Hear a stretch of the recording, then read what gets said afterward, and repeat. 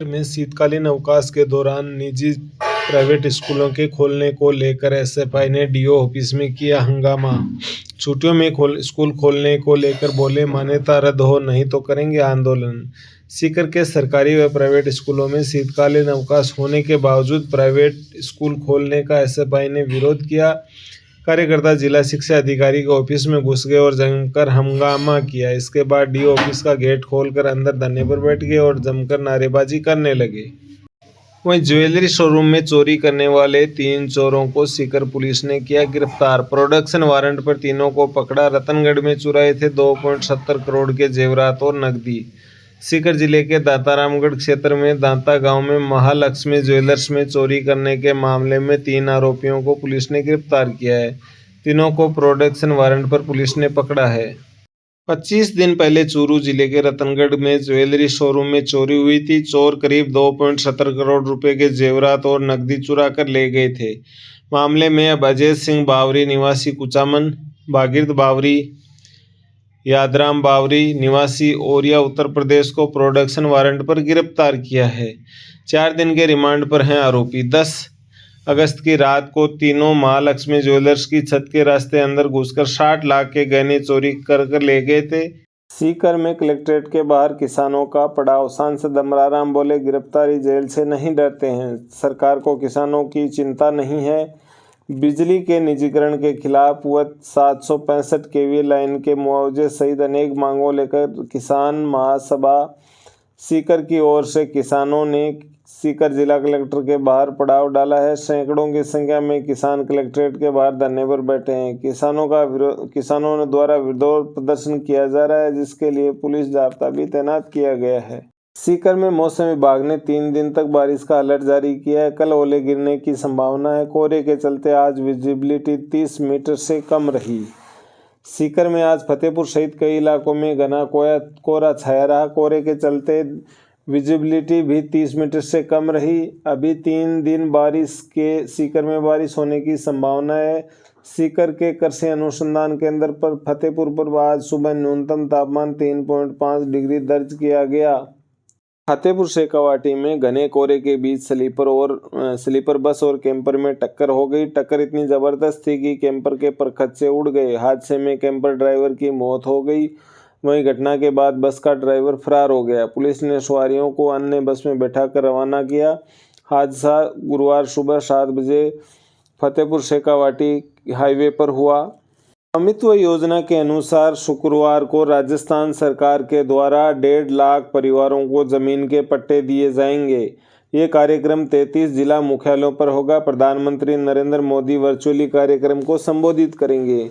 जयपुर में इस कार्यक्रम में भाजपा के राष्ट्रीय अध्यक्ष जेपी नड्डा शामिल होंगे। स्वामित्व योजना के तहत 3,526 ग्राम पंचायतों में वर्चुअल कार्यक्रम होगा। अफसरों का कहना है कि नए जिलों में कार्यक्रम का आयोजन नहीं होगा। गहलोत सरकार द्वारा बनाए गए नए जिलों की समीक्षा प्रक्रिया जारी है। राजस्थान में सब इंस्पेक्टर भर्ती परीक्षा 2021 को रद्द करने के लिए गृह विभाग ने प्रस्ताव मुख्यमंत्री को भेज दिया। ये प्रस्ताव मंत्रिमंडलीय समिति की सिफारिश के आधार पर 10 दिसंबर को भेजा गया है। इस पर फैसला गुरुवार को होना था, लेकिन कैबिनेट की बैठक टल गई। मुख्यमंत्री भजनलाल शर्मा को भेजे गए गृह विभाग ने मामले की एसओजी, डीजीपी, महाधिवक्ता व मंत्रिमंडलीय समिति की राय का जिक्र किया है। समिति की राय के आधार पर ही भर्ती रद्द करने की सिफारिश की गई है। सिफारिश की प्रति किरोड़ी मीणा को भेजी गई है।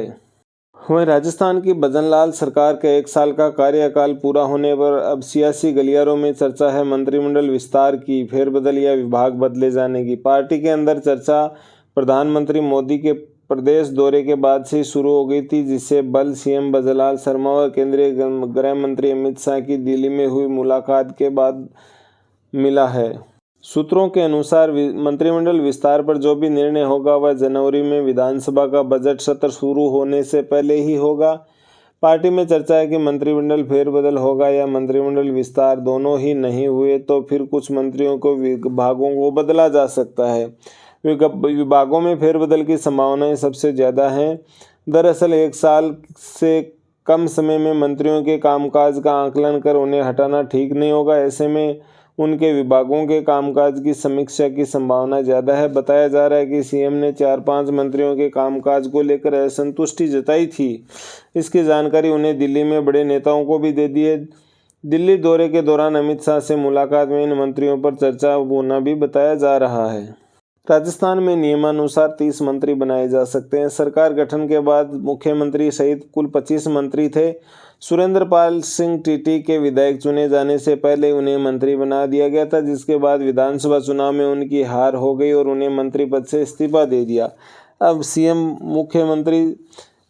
सहित 24 मंत्री हैं। 6 सीटें अभी राजस्थान में मंत्रिमंडल की रिक्त हैं, जिनमें कुछ जातियों का प्रतिनिधित्व भी नहीं है। ऐसे में सरकार चाहती है कि जल्द मंत्रिमंडल का विस्तार हो।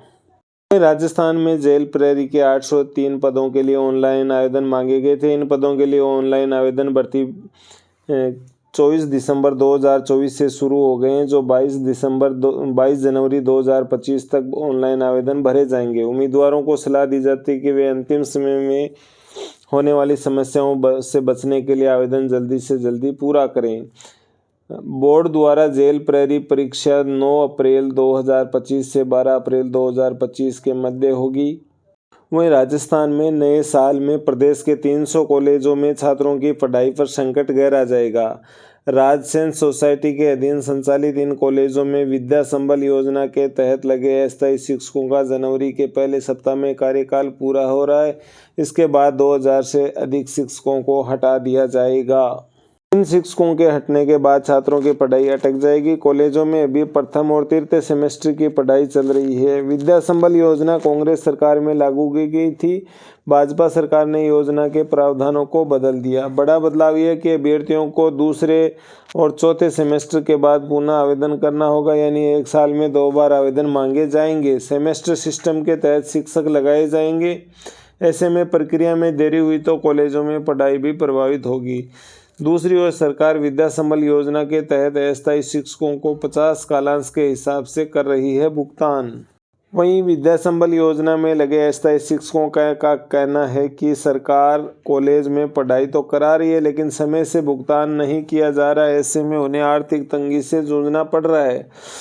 सरकार कालांश के हिसाब से भुगतान कर रही है। वहीं दूसरी ओर सरकार विद्या संबल योजना के शिक्षकों को कॉलेज में पढ़ाने का अनुभव प्रमाण पत्र भी नहीं दे रही है। वहीं कॉलेज आयुक्तालय ने जब सत्र में अस्थायी शिक्षकों को लगाया था, तब आदेश जारी किए थे कि इन शिक्षकों को ज्वाइन करने के बाद 24 सप्ताह या 28 फरवरी जो भी पहले हो लागू हो। ऐसे में 24 सप्ताह जनवरी में पूरे होने जा रहे हैं। इस हिसाब से करीब 2000 शिक्षकों को हटा दिया जाएगा।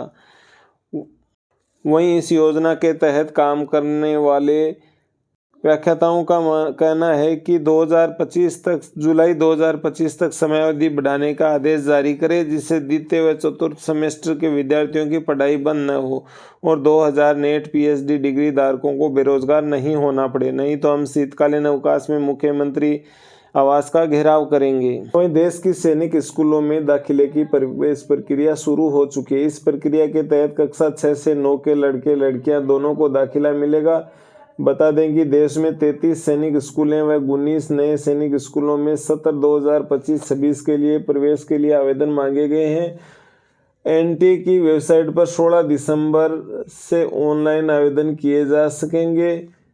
उल्लेखनीय है कि देश भर में 33 सैनिक स्कूल व 40 नए सैनिक स्कूलों में से 2 स्कूल राजस्थान के झुंझुनू और चित्तौड़ जिले में संचालित हैं, जबकि 4 स्कूल एनएसएस योजना के हैं, जिसमें 67% सीटों पर राजस्थान के विद्यार्थियों को प्रवेश दिया जाएगा, जबकि 33% सीटें दूसरे राज्यों के विद्यार्थियों के लिए आरक्षित रहेंगी।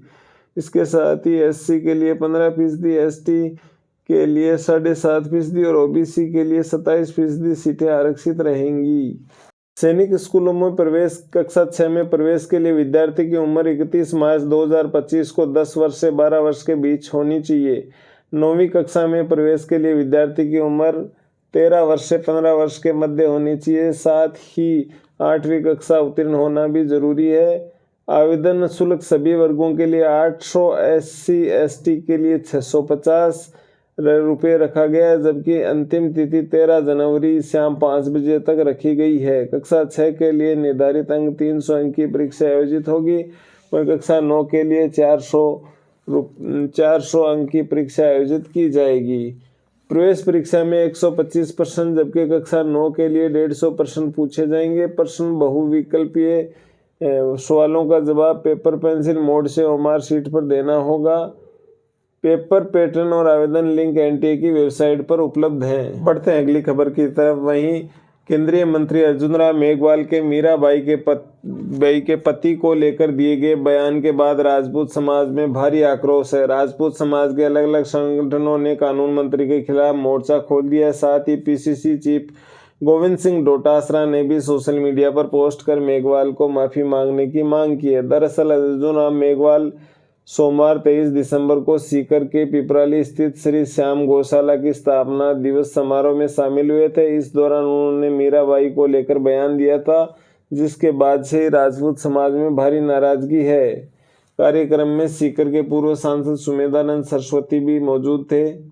अर्जुन राम मेघवाल के इस बयान के बाद डोटासरा ने कहा कि भगवान श्री कृष्ण की अनन्य भक्त मीराबाई को लेकर केंद्रीय कानून मंत्री अर्जुन राम मेघवाल की अर्थहीन टिप्पणी निंदनीय है। सत्ता के घमंड में अनुचित बयानबाजी करके महान संत का अपमान करने वाले भाजपा नेता को अपने बयान पर माफी मांगनी चाहिए। वहीं प्रताप सिंह खाचरियावास ने भी अर्जुन मेघवाल के बयान को लेकर कहा कि कानून मंत्री को बड़ा घमंड है। अर्जुन राम मेघवाल ने कार्यक्रम के संबोधन में देते हुए कहा कि मीरा मेड़ता में जन्मी, शादी चित्तौड़ में हुई। हम सब इतिहास में ऐसा ही पढ़ते हैं कि मीरा के पति ने उसको तंग किया। ऐसा नहीं है। मीरा के पति 1 साल जिंदा रहे। खानवा के युद्ध में उनकी डेथ हो गई। मीरा के पति की डेथ होने के बाद मीरा का जो देवर राणा बना, उसने मीरा से कहा कि मेरे से शादी करो, और यहीं से झगड़ा शुरू होता है। केंद्रीय मंत्री के संबोधन का ये वीडियो सोशल मीडिया पर तेजी से वायरल हो रहा है। इसी संबोधन को लेकर राजपूत समाज ने एतराज जताते हुए केंद्रीय मंत्री से माफी मांगने को कहा है। राजस्थान के चूरू में एक युवती को प्यार करना महंगा पड़ गया। उसके अपने ही घरवाले उसकी जान के पीछे पड़ गए। युवती और उसके प्रेमी को जान से मारने की धमकियां दी जा रही हैं। साथ ही युवती पर प्रेमी को छोड़ने का दबाव भी बनाया जा रहा है। प्रेमी युवक ने थाने पहुंचकर सुरक्षा की गुहार लगाई। मामला चूरू जिले के रतनगढ़ थाने का है। युवती अनीता सिहाग उम्र 19 ने थाने पहुंचकर शिकायत दर्ज कराई है। उसने बताया कि वह टीचिंग का काम करती है। उसे अपने एक परिचित से प्यार हो गया। वह 17 दिसंबर को घर से भाग गई और शादी कर ली। जब ये बात मेरे परिजनों को पता चली तो मुझ पर प्रेमी को छोड़ने का दबाव बना रहे। उन्होंने दोनों को जान से मारने की धमकी दी है। अनीता ने बताया कि वह और उसका प्रेमी लंबे समय से एक दूसरे के साथ प्रेम संबंध में है। मेरे परिजन मुझ पर किसी और से शादी करने का दबाव बना रहे थे। इसी दौरान मैंने घर से भागकर अपने परिजनों को बताए बिना ही शादी कर ली। मेरे प्रेमी ने परिजनों को इस शादी से कोई एतराज नहीं है, लेकिन मेरे परिजन मुझ पर उसे छोड़ने का दबाव बना रहे हैं। उन्होंने ऐसा न करने पर हम दोनों को जान से मारने की धमकी दी है। युवती ने बताया कि 3 साल पहले उसके घरवालों ने उसकी शादी की बात की। वे उसके भाई की शादी के बदले आटा साटा में उसकी शादी करवाना चाहते हैं। अनीता ने बताया कि उसे ये रिश्ता पसंद नहीं था। जनवरी 2025 में वह शादी करवाने वाले थे, लेकिन उससे पहले 16 दिसंबर की सुबह ही वह घर से भाग गई। वहीं बढ़ते हैं अगली खबर की तरफ। राजस्थान के सरकारी स्कूल में पढ़ने वाले 90,000 स्टूडेंट की सरकार फ्री में सर्जरी कराएगी। इनमें ज़्यादातर स्टूडेंट्स को हार्ट, कटे होठ, क्लब, पैर जैसी समस्याएं। इनका इलाज अब जिला स्तर पर किया जाएगा। इसको लेकर शिक्षा विभाग, मेडिकल विभाग के साथ कलेक्टर की ओर से मॉनिटरिंग भी की जाएगी। दरअसल राजस्थान के स्कूली स्टूडेंट्स की हेल्थ को ध्यान में रखते हुए शिक्षा विभाग की ओर से अगस्त से सितंबर तक पेपरलेस डिजिटल मेडिकल सर्वे कराया गया था। स्टूडेंट्स के हेल्थ सर्वे में ऐसे छात्रों की पहचान की गई जो अलग अलग मेडिकल डिजीज से परेशान थे। शिक्षा विभाग के शासन सचिव कृष्ण कुणाल ने बताया कि इस डिजिटल सर्वे में मिले आंकड़ों के अनुसार लगभग 90,000 स्टूडेंट्स में हार्ट, कटे होठ, क्लब, पैर जैसी बीमारियों के लक्षण मिले हैं। ऐसे में सर्जिकल रिक्वायरमेंट वाले इन स्टूडेंट्स के डेटा को अब जिला स्तर पर शिक्षा विभाग के अधिकारियों को उपलब्ध करा दिया गया है। सर्जरी की आवश्यकता वाले स्टूडेंट्स को कार्य योजना बनाकर जल्द इनका इलाज किया जाएगा।